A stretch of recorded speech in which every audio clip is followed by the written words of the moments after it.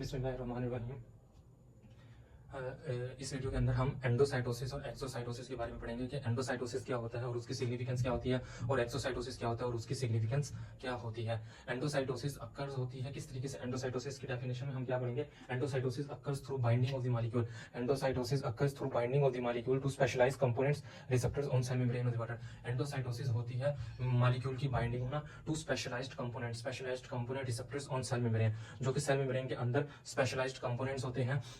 Cell membrane के ऊपर जो स्पेशलाइज्ड कंपोनेंट्स रिसेप्टर्स होते हैं उसके थ्रू बाइंडिंग होना मॉलिक्यूल की, उसको हम एंडोसाइटोसिस कहते हैं।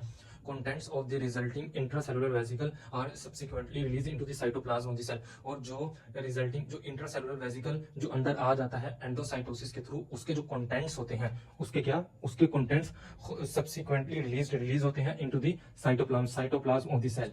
ठीक हो गया, जब वो अंदर को आ जाता है। हमारे पास एंडोसाइटोसिस क्या करता है? एंडोसाइटोसिस इजाजत देता है, परमिट्स वेरी लार्ज और very lipid insoluble chemicals of the water. Lipid insoluble chemicals को सेल्स के अंदर इंटर होने देता है। एंडोसाइटोसिस परमिट्स इजाजत देता है वेरी लार्ज और very lipid insoluble chemicals to enter cells, ताकि वो सेल्स के अंदर इंटर हो सके।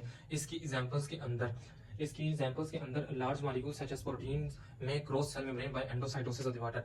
इसकी एग्जांपल्स के अंदर जो लार्ज मॉलिक्यूल्स होते हैं जैसे कि प्रोटीन्स क्रॉस करते हैं सेल मेम्ब्रेन को बाय एंडोसाइटोसिस के थ्रू। लार्ज मॉलिक्यूल्स जैसे ही हमारे पास प्रोटीन्स हैं, ये क्रॉस करते हैं सेल मेम्ब्रेन को by endocytosis of the water. Large molecules such as proteins में क्रॉस सेल मेम्ब्रेन को क्रॉस करते हैं by endocytosis.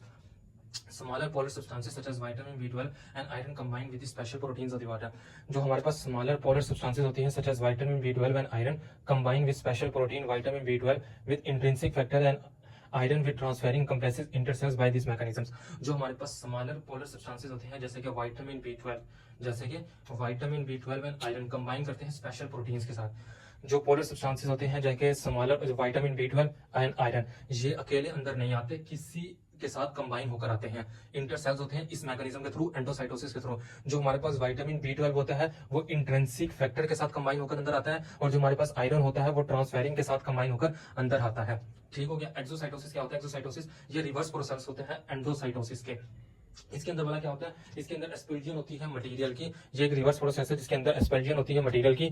Membrane encapsulated inside the cell, इस सेल के अंदर से आउटसाइड द सेल।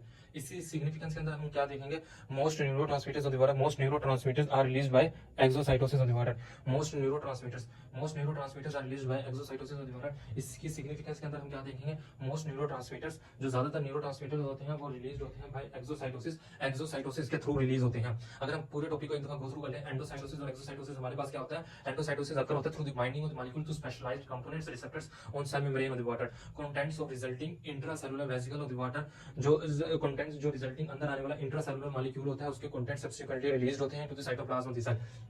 तीसरा हमारे पास पॉइंट है कि एंडोसाइटोसिस परमिट्स वेरी लार्ज और very lipid insoluble chemicals enters के अंदर वेरी लार्ज और very lipid insoluble chemicals enter हो सकते हैं, जैसे कि large molecule such as protein में क्रॉस सेल मेम्ब्रेन की क्रॉस होती है एंडोसाइटोसिस के थ्रू। जो हमारे पास स्मॉलर पोलर सब्सटेंसेस होते हैं जैसे कि हमारे पास विटामिन B12 हो गया और आयरन हो गया, ये खुद अकेले अंदर नहीं आते, इनके साथ स्पेशल प्रोटीन साथ अंदर कम्प्लेक्सेस जुड़कर ये अंदर आते हैं एंडोसाइटोसिस के थ्रू, जिसके अंदर B12 इंट्रिंसिक फैक्टर के साथ ज्वाइन होकर आता है और आयरन ट्रांसफेरिंग के साथ ज्वाइन होकर आता है।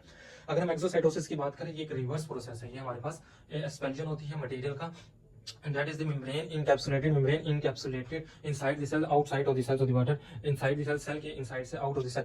significance, इसकी significance में क्या होगा? most neurotransmitters are released by exocytosis of the water। ज्यादातर न्यूरोट्रांसमीटर्स होते हैं वो रिलीज होते हैं by exocytosis के through. Thank you very much.